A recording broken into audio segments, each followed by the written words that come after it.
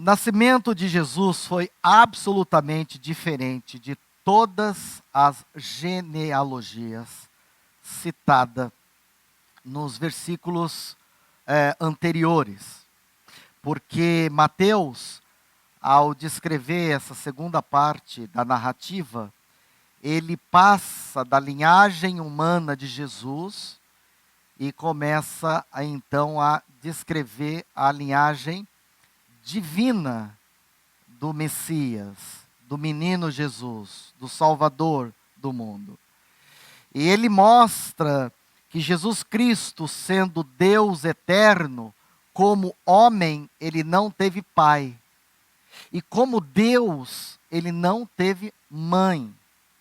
É interessante que nós precisamos compreender que Jesus Cristo existia antes de Maria nascer. Antes de José nascer. Antes de qualquer outro membro citado anteriormente na genealogia, Jesus já existia. Ele é antes da fundação do mundo. Então, algumas verdades aqui que eu quero destacar com vocês, eu quero que vocês acompanhem, sobre essa linhagem divina do Rei Jesus Cristo. E a primeira coisa aqui que nós devemos citar, no verso de número 18, é que o texto diz que Jesus Cristo foi concebido por obra do Espírito Santo no ventre de Maria. E isso ocorreu após a visita do anjo Gabriel visitar a Maria e comunicar a ela que ela daria luz a um filho especial, filho de Deus. O texto diz: ora, o nascimento de Jesus Cristo foi assim. Estando Maria, sua mãe, desposada com José, sem que tivesse antes coabitado, achou-se grávida pelo Espírito Santo. Então a concepção de Jesus foi sobrenatural. O seu nascimento foi virginal, mas a concepção foi sobrenatural. Uma das calúnias que os cristãos dos 3 primeiros séculos da igreja primitiva tiveram que refutar foi a mentira de que Jesus teria nascido de uma união fora do casamento. Então, essa foi uma mentira que circulou, promovida pelos judeus e pelos romanos, que perseguiram os primeiros cristãos. Veja você que há 2 observações que podem ter sido geradas no coração de José em relação à gravidez de Maria, que são dignos de nota. A primeira observação é em relação ao medo. Pois imagine você que tudo estava indo bem com o jovem José. Afinal de contas, ele estava noivo da jovem dos seus sonhos, fazendo planos para o futuro. E aí, do nada, ele se depara com a gravidez de Maria. Se na cultura atual já nos faz sentir um grande constrangimento em uma jovem aparecer grávida na casa dos pais, sem ela ser casada, imagine você nos tempos de Jesus, aonde na cultura judaica a gravidez fora do casamento era motivo de apedrejamento e morte. Então, eu fico a imaginar que o mundo de José entra em colapso com essa notícia. Eu só posso imaginar que José começa a sentir medo do que essa situação poderia gerar para ele naquela cultura. Lembre-se que nós estamos falando de um texto que foi escrito há mais de 2000 anos atrás. Então, se José teve medo, uma segunda observação digna de nota nesse texto é que José pode ter ficado com medo por concluir que Maria tenha sido infiel a ele. Como é que ela me aparece grávida? Se nós ainda nem casados somos. Se ela ainda é uma virgem, uma donzela. Então, enquanto José estava preocupado com o medo, Deus estava trabalhando um plano maravilhoso na vida deste casal, que era a chegada do reino dos céus.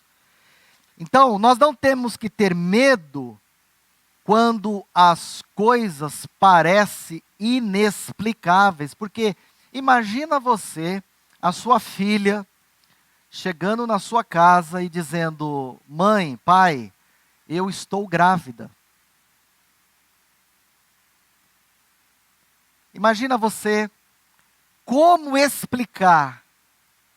O que passaria na sua cabeça se ela não fosse casada? Então, o que José talvez tenha pensado é que essa gravidez de Maria fosse um ato pecaminoso. Ela me traiu, ela foi infiel, ela flertou com outro jovem. Quando, na verdade, a gravidez de Maria foi um ato sagrado, único e exclusivo em todas as Escrituras. Maria, longe de ser uma mulher infiel, ela é apresentada nos evangelhos como uma serva fiel do Deus Altíssimo. Então eu quero entender que nós não devemos ter medo quando circunstâncias ou coisas ou eventos acontecem na nossa vida nas quais não há explicação. Como explicar isso? Olha que interessante. Verso de número 19. É interessante notar que o anjo Gabriel, ele aparece para Maria, mas ele não aparece para José. E quando o anjo Gabriel anuncia a Maria a gravidez, Maria não compartilha essa informação com José. Eu posso presumir que, imagina Maria chegando para José, os dois noivos, e dizendo: olha, eu tenho uma bênção para te contar, eu estou grávida. Sem nunca ter coabitado, sem nunca ter dormido juntos. Imagina, então ela, quando o anjo anuncia para ela que ela iria ser mãe de um filho, através de uma obra do Espírito Santo, ela guardou aquilo no coração, ela não fala para José, ela não compartilha esse fato miraculoso que essa gravidez iria gerar, a ponto do José dizer o seguinte: olha, vou deixá-la secretamente. José quer fugir do conflito.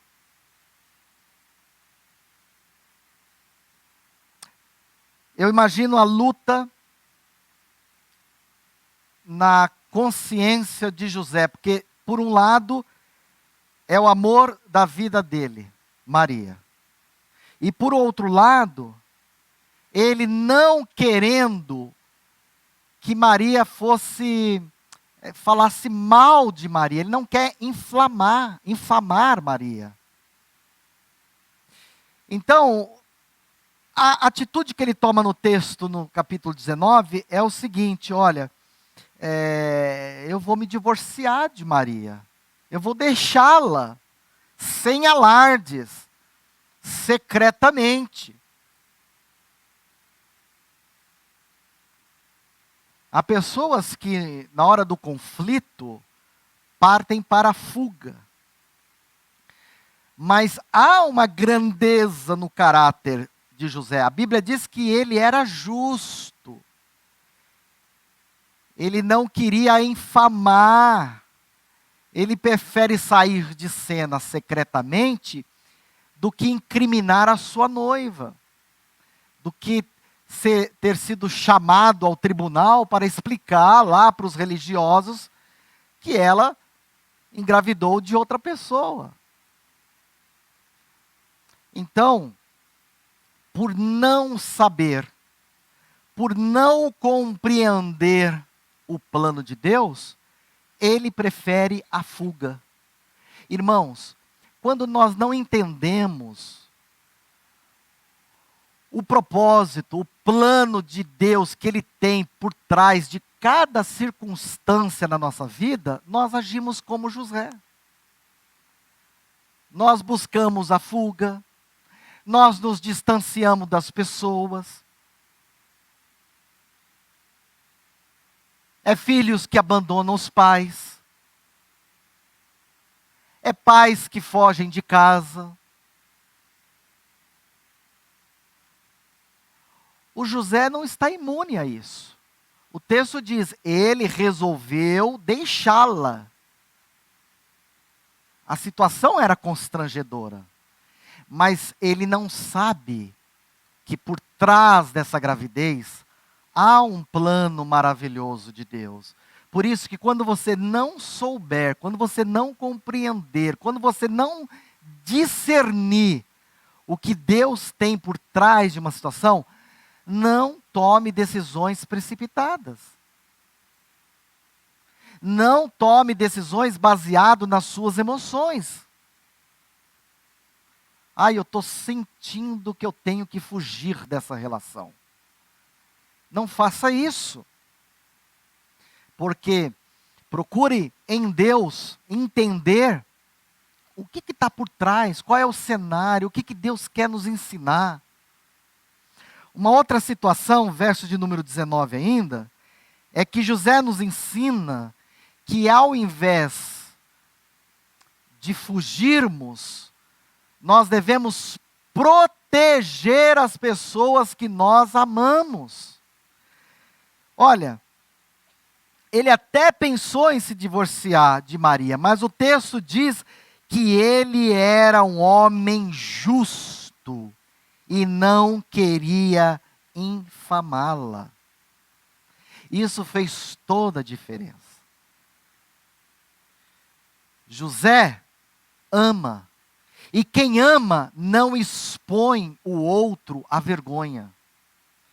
Quem ama não expõe o outro ao opróbrio. E aí diz então no verso de número 20,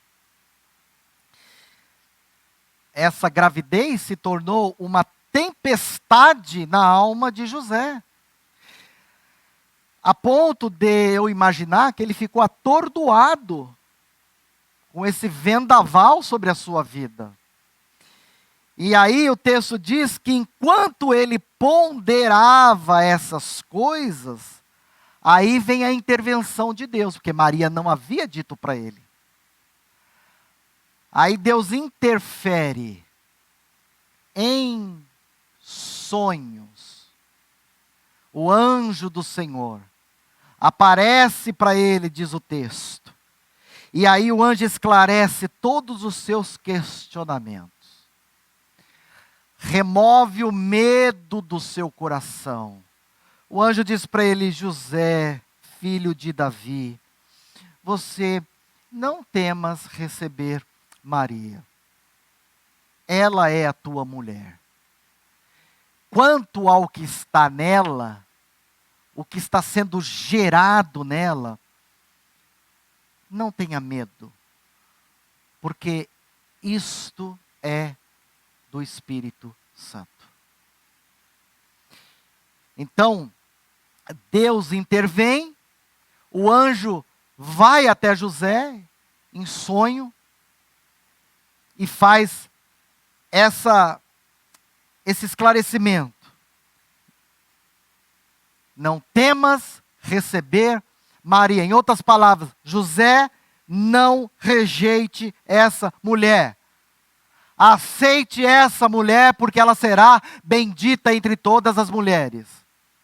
Nascido de mulher, ninguém foi maior do que essa virgem desposada. Clareou bastante coisa aqui para José, né? Com certeza. Preocupado, vão me apedrejar, vão matar Maria, minha reputação, meu nome, o nome da família dela, vai ser, olha aqui, vai ser um ó do borogodó para resolver isso. Vamos ser proibidos de cultuar no templo, todo mundo vai ficar olhando para nós, mas aí Deus então intervém e diz: olha, meu filho, o que está no ventre desta jovem não é fruto do pecado, mas é fruto do Espírito Santo. Clareou, né?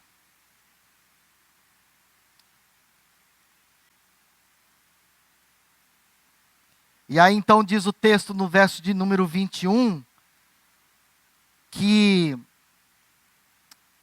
a esse filho é dado um nome que descreve a sua missão, pois ele seria aquele que salvaria o seu povo dos seus pecados. O nome Jesus é a forma grega do nome de Josué no hebraico, que diz: Deus é salvação. Então, tudo no Antigo Testamento aponta para esse filho. Os patriarcas apontam para Jesus. Os profetas apontam para Jesus. O cordeiro da Páscoa simboliza Jesus. A arca da aliança simboliza Jesus. Todas as coisas convergem, tanto no céu como na terra, para Jesus. Sua concepção não era evidência de infidelidade de Maria. Muito pelo contrário. Mas a fidelidade de Deus em cumprir com a sua promessa. E a promessa dizia que a virgem conceberia e daria à luz a um filho, devendo ele ser chamado de Emanuel, que no hebraico significa Deus conosco. Então, os símbolos que carregam o nome de Jesus. Jesus é a salvação.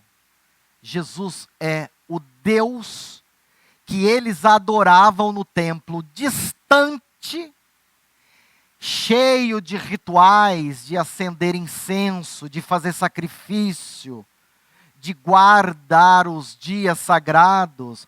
Esse Deus distante, que para se relacionar com o homem necessitava de rituais, agora é um Deus conosco. Agora ele tomou forma humana. Agora ele está entre os homens. Agora ele está pregando o reino dos céus. Olha que interessante no verso 24. Imediatamente, José, ao passar pela experiência e ter ouvido as palavras do anjo, ele imediatamente obedece à ordem divina.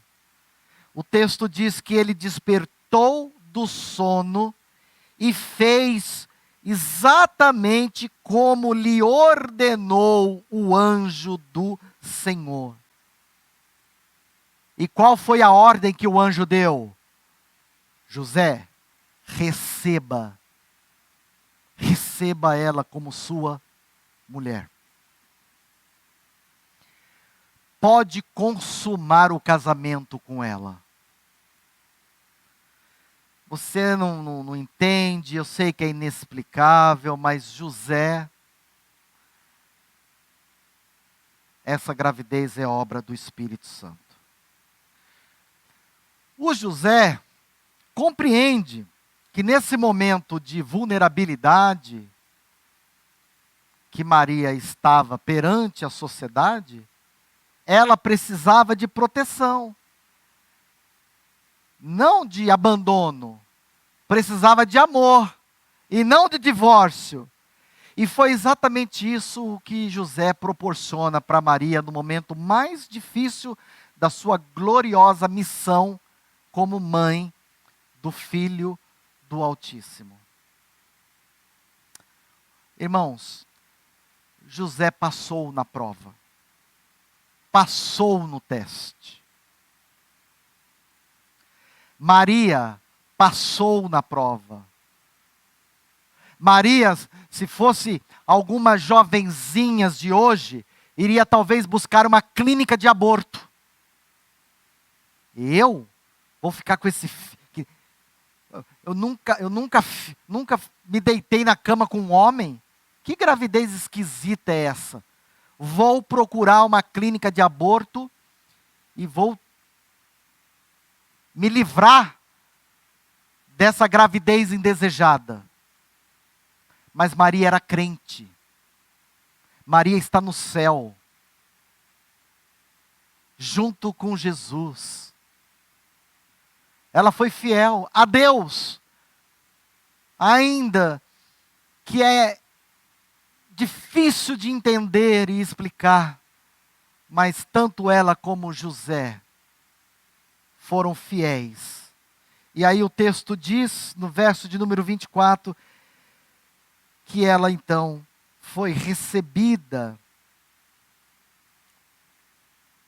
Ela foi recebida. E eu vou dizer para você, Maria, nascido de mulher, não houve mulher, e nem haverá uma mulher maior do que Maria. Sem dúvida alguma, foi uma mulher bendita. Eu suponho que José deve ter ficado com uma profunda angústia e preocupação com o fato de Maria aparecer grávida. Talvez você, no lugar de José, falaria assim: poxa, o que as pessoas vão pensar de mim? Você, no lugar de José, talvez como que eu vou lidar com a minha reputação? Ainda mais se fosse nos dias atuais, onde Instagram, Twitter, TikTok, as coisas iam correr, meu amigo. Porque as redes sociais, algumas têm a função de informar e outras têm a função de destruir reputações. E com certeza iriam jogar um monte de vídeo para destruir a reputação desse jovem casal de noivos. Então, talvez você pensaria, poxa, essa gravidez precoce vai arruinar a reputação da minha esposa, da minha futura esposa. Quando, na verdade, fez dela a mais bendita entre as mulheres. Louvado seja Deus pela vida de Maria.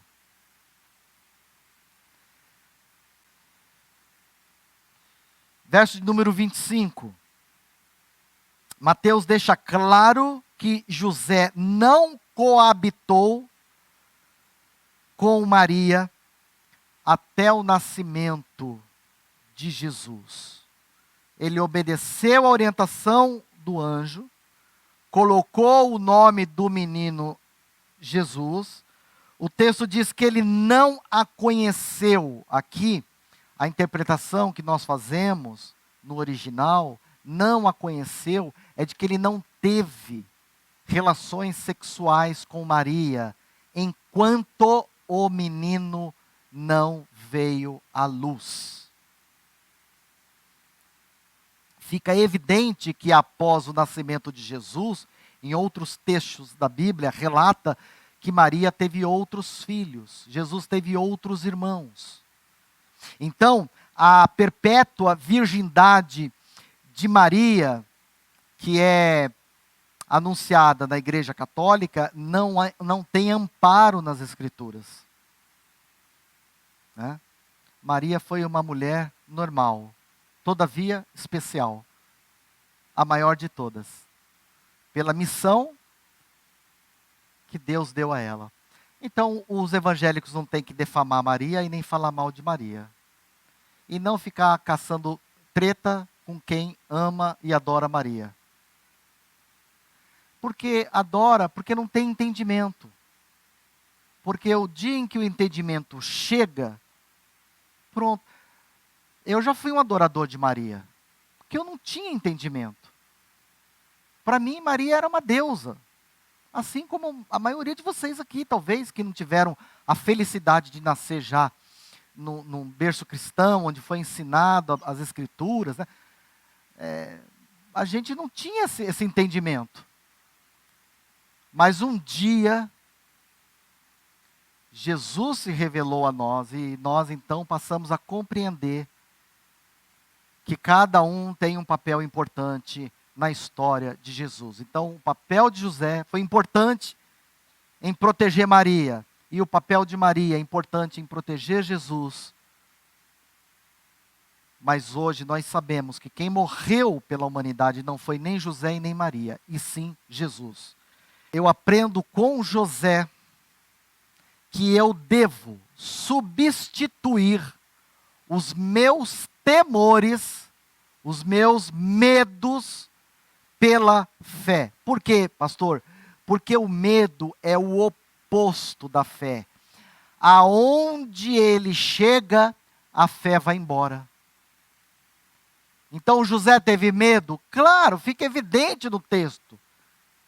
Ele quis deixar ela secretamente, não foi nem publicamente. Veja que, né? O cara ficou desestabilizado. Então, nós temos que entender que há determinadas circunstâncias e eventos que acontecem na nossa vida que nos provoca medo também. Mas nós devemos cambiar, trocar, substituir o medo pela fé.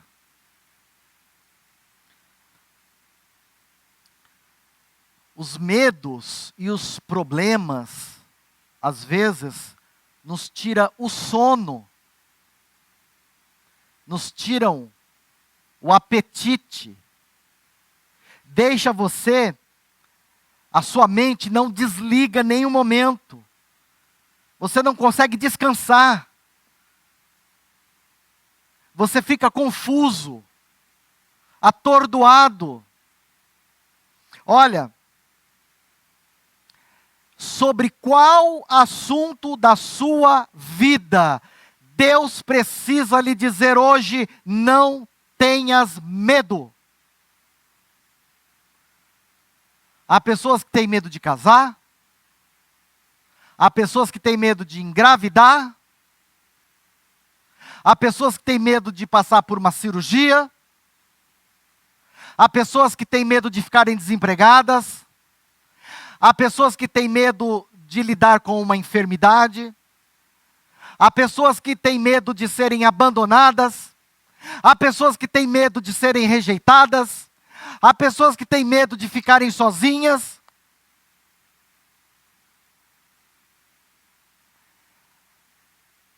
Mas Deus está nos dizendo pela sua palavra nessa manhã: não tenhais medo, porque Deus nos encontra assim como Ele encontrou José na sua angústia. E disse: José, não temais. Há muitos Josés nesse auditório. Há muitas Marias nesse auditório que Deus está falando: não tenhais medo. A mensagem sobre o nascimento de Jesus para a igreja nessa manhã é que Ele remove de nós o medo, enche nosso peito de fé e a nossa boca de júbilo. Aleluia! Glória a Deus. Não tenha medo.